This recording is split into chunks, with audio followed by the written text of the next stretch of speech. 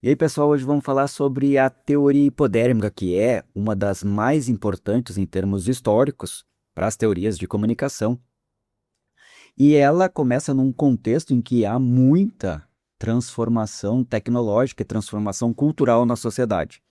Lá, no começo do século XX, a gente está vivendo uma ascensão de novas tecnologias, como cinema, rádio, popularização do jornal, e começa a se perceber os efeitos em que a comunicação está tendo sobre as pessoas, principalmente no aspecto político. Lembre-se que a gente está ali numa época de Primeira Guerra Mundial, em que há uma comunicação política muito forte da Alemanha. A teoria hipodérmica, ou também conhecida como a teoria da bala mágica, ela vem para suprir essa necessidade de compreensão desses fenômenos de comunicação que estavam acontecendo lá naquela época. Pensem, num sentido assim que não há estudos muito formais acerca da comunicação de massa, e começa a se tentar entender esse contexto justamente da sociedade ali, das propagandas, do que está acontecendo, para que várias pessoas ao mesmo tempo comecem a ter mais ou menos as mesmas reações. Então, nesse sentido, a teoria hipodérmica vem explicar, de uma maneira singela, que praticamente todo mundo que tem acesso a uma propaganda, que tem acesso a uma comunicação massiva, vai responder da mesma forma, como mais ou menos era visto de fora, né, os alemães acreditando naquela propaganda política da época.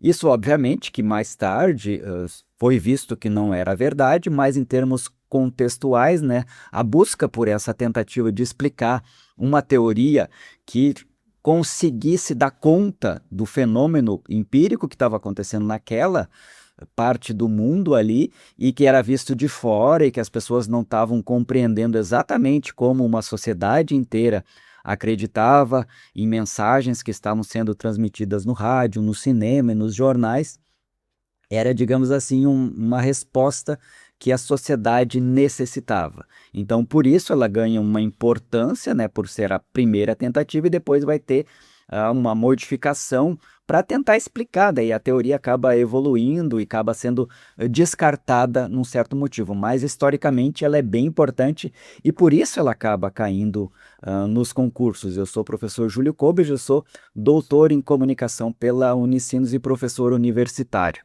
Nesse sentido, então, o público é visto como totalmente passivo. A mídia vai ser o personagem ativo dessa comunicação e simplesmente a gente vai fazer, ou aquele pessoal lá faria, o que a mídia estaria mandando. Inclusive, isso existe uma série de pessoas que ainda acredita que a mídia funciona exatamente dessa forma.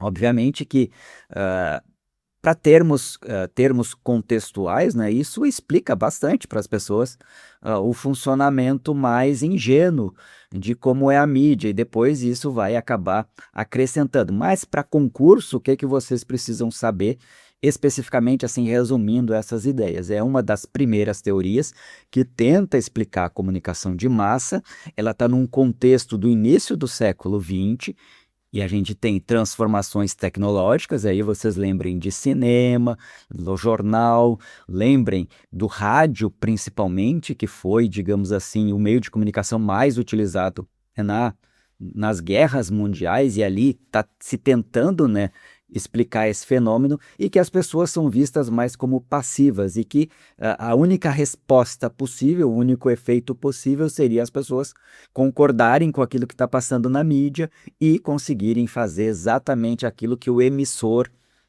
pedia.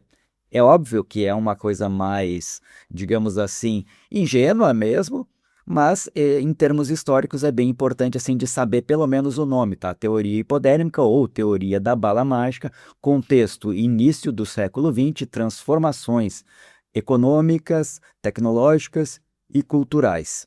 E isso faz com que os meios de comunicação comecem a vir à tona e comecem a ganhar importância, e a partir disso, né, acontece, digamos, esses efeitos na sociedade que precisariam ser estudados. Então, nesse sentido, ela se torna muito importante e por isso acaba caindo bastante em concursos. Deem uma olhada, ela é uma teoria muito simples, realmente assim muito fácil de compreender, mas entendendo esse contexto aí, entendendo como funcionava mais ou menos na época, vocês não vão esquecer nunca mais. Um abraço e até o próximo vídeo.